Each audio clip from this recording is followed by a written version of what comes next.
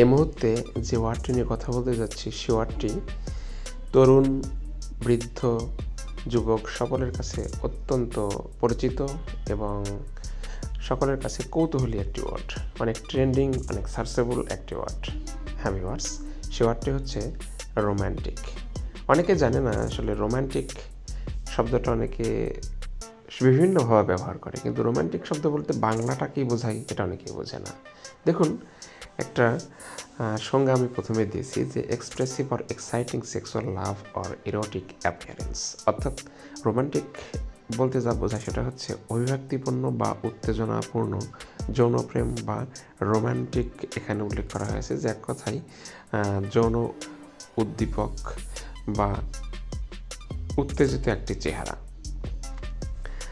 যেটা সিনোনিম দ্বারাই অ্যামোরাস, sensual, অ্যামাটরি, passionate এবং ইরোটিক। একটা সেন্টেন্স দেখা যাক।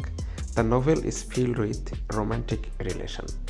উপন্যাসটি প্রেমময় সম্পর্কে ভরা, অর্থাৎ রোম্যান্টিক শব্দটি হচ্ছে উত্তেজনাপূর্ণ, প্রেমময়পূর্ণ এবং অভিব্যক্তিপূর্ণ। তো ভিউয়ার্স, বুঝতে পারছেন রোম্যান্টিক শব্দের বাংলাকে। ধন্যবাদ।